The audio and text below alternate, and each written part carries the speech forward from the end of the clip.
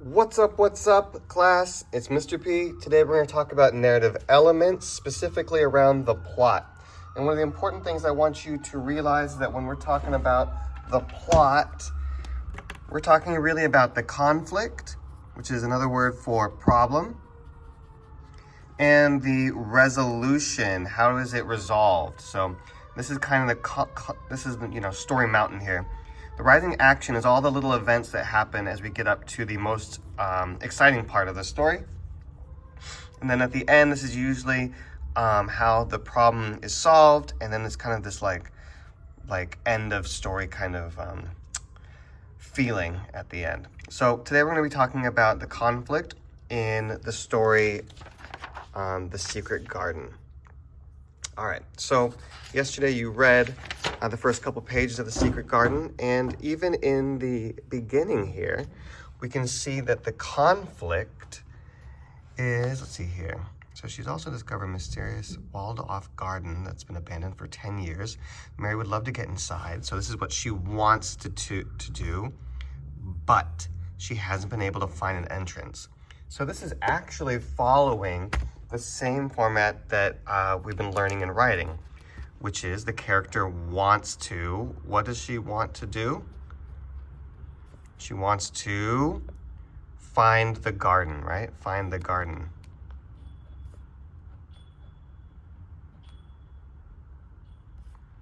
But, that's the conflict. But she hasn't been able to find the entrance. But she can't find the entrance. She can't, this is hard to do while I'm holding the phone. She can't, hold on, find the entrance. Okay, she wants to find the garden, but she can't find the entrance. Now that right there, that is our conflict, okay? She wants to do this, but she can't find the entrance. So that's the main conflict in the story. That's the big problem. But let's take a look at the little things that happen along the way. One of the things that's interesting is that on this page, she's talking about let's see here.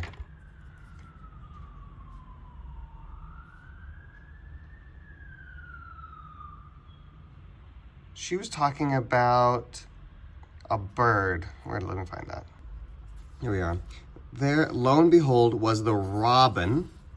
That's a type of bird, swaying on a long branch of ivy. He had followed her and greeted her with a chirp. Sounds really friendly.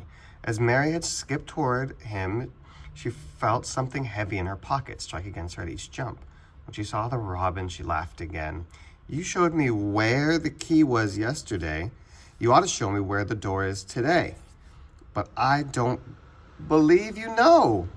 And then this part is interesting because the robin is like, open his beak, sang a loud, lovely trill, showing off.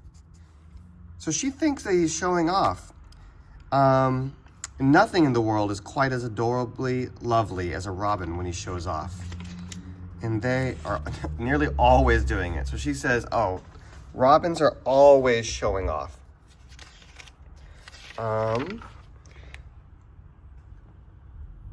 So flies all over the place. She thinks that he's just showing off.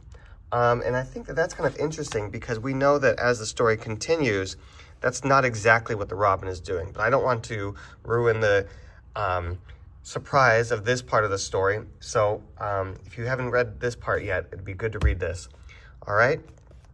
So remember, today and every day while you're reading your books, pay attention to narrative elements such as the plot, which is that big problem, and all the little problems that happen is the rising action. These are the little problems, the little events that build up to the big important part, the climax. All right? So pay attention, read. So focus on that in your stories. And yeah, remember to have fun while you're reading and always be looking for these things. Now, go take on the day.